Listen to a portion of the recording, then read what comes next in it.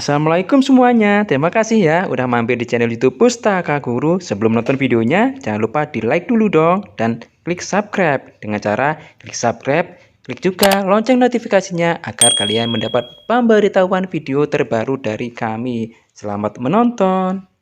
Baik, kali ini kita akan melanjutkan pembelajaran di kelas 3 tema 1. Kita beralih ke subtema 4, yaitu pertumbuhan dan perkembangan tumbuhan, dan kita mulai pembelajaran yang pertama. Nah, sebelumnya kalian sudah belajar tentang cara perkembangbiakan dan daur hidup hewan pada pembelajaran minggu kemarin ya. Nah, kali ini kita akan belajar di minggu ini adalah pertumbuhan dan perkembangan tumbuhan. Nah, tumbuhan atau tanaman sama dengan makhluk hidup lainnya yang mengalami pertumbuhan. Tanaman pun memiliki daur hidup dan cara yang berbeda dalam perkembangbiakan.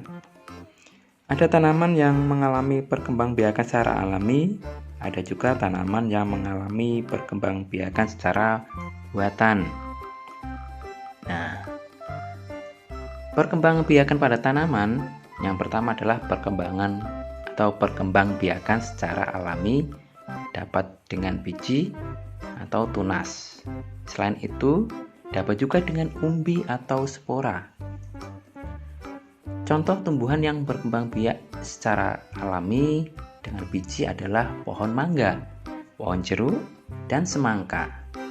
Tanaman yang berkembang biak secara alami dengan tunas contohnya adalah pohon pisang, bambu, dan cocor bebek. Selain itu, ada juga perkembangbiakan buatan, yaitu proses perkembangbiakan tumbuhan dengan bantuan manusia.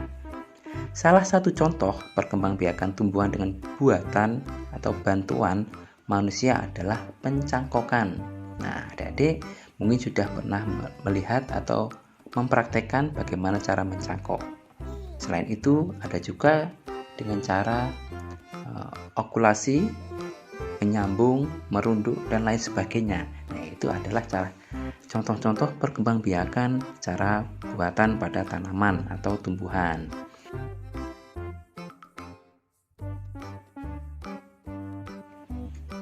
Selain cara berkembang biak yang berbeda-beda, tumbuhan juga memiliki bentuk dan warna daun yang berbeda-beda.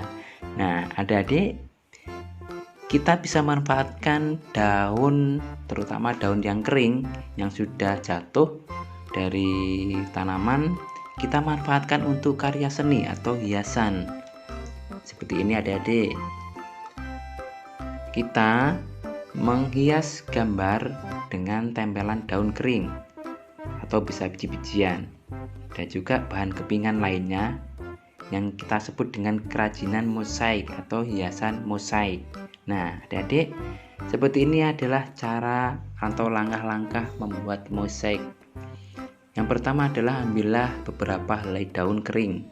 Kemudian robek daun kering menggunakan tangan atau gunting. Dipotong kecil-kecil sehingga ada banyak kepingan daun. Kemudian yang ketiga adalah tempelkan potongan daun tersebut menggunakan lem pada gambar sketsa. Nah, seperti ini adik-adik, kita membuat hiasan atau menghias gambar dengan menempel kepingan entah itu daun, entah itu biji-bijian, ataupun mungkin kain, kertas warna. Itu yang disebut dengan kerajinan mosaik. Nah, contoh-contoh kerajinan mosaik adalah seperti ini. Ini dengan biji-bijian, kemudian ditempel membentuk sebuah karya seni seperti ini. Bisa berbentuk gambar kuda ataupun bunga. Selain itu, kita menggunakan kertas warna. Kertas warna kita potong kecil-kecil, kemudian kita tempel-tempelkan pada kertas atau sketsa gambar yang membentuk sebuah gambar seperti ini. Contohnya adalah ikan ya, ikan dan dunia laut lain sebagainya. Selain itu, selain biji-bijian dan kertas juga bisa nih, ada kaca, pecahan kaca, kepingan kaca kita manfaatkan untuk membuat sebuah hiasan mosaik juga.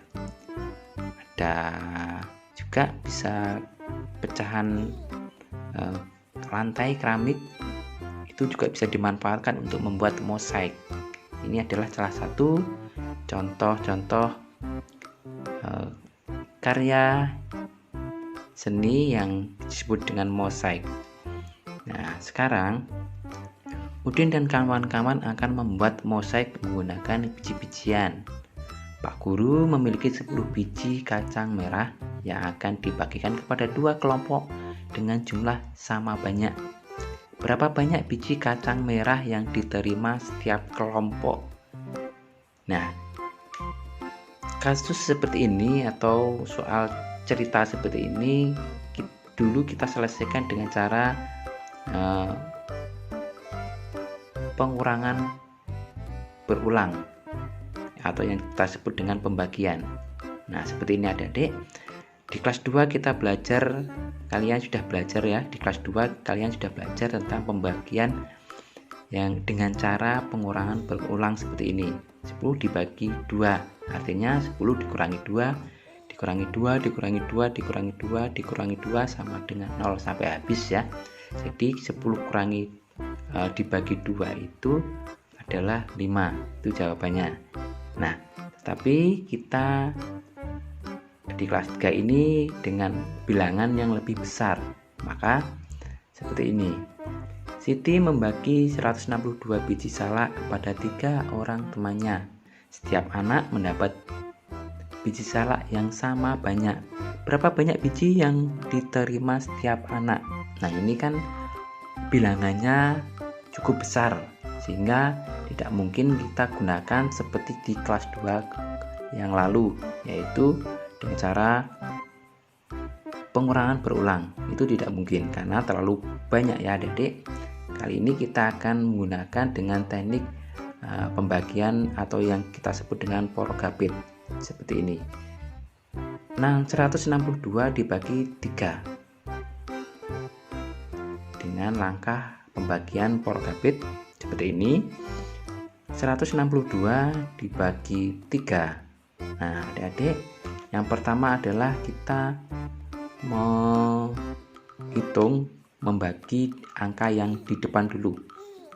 Beda dengan perkalian. Kalau perkalian dari belakang, dikalikan dari belakang dulu satuannya, kemudian kalau di pembagian kita angka yang depan. Nih, adik-adik, 16 1 dibagi 3 tidak bisa. Otomatis kita dengan angka di belakangnya, yaitu 1 dengan 6. 16 dibagi 3 dapat 5 ya. 16 dibagi 3 itu 5, tetapi sisa 1 gitu ya adik-adik. Jadi kalau kita kalikan 3 kalikan 5 itu hasilnya adalah 15, maka tadi akan sisa 1. Nah, kita kurangi 16 kurangi 15 adalah 1 ya, karena sisa 1 tadi. Nah, 1 dibagi 3 kan tidak bisa, maka kita menurunkan angka yang belum kita bagi, yaitu angka 2. Nah, angka 2 ini kita turunkan ke bawah menjadi bilangan 12. 12 dibagi 3 dapat 4. Nah, kemudian 3 kalikan 4 itu hasilnya 12. Nah, kalau sudah seperti ini kita kurangi lagi. 12 kurangi 2, 12 dikurangi 12 sama dengan 0 ya, habis. Jadi kalau sudah sampai 0 seperti ini, maka pembagiannya selesai.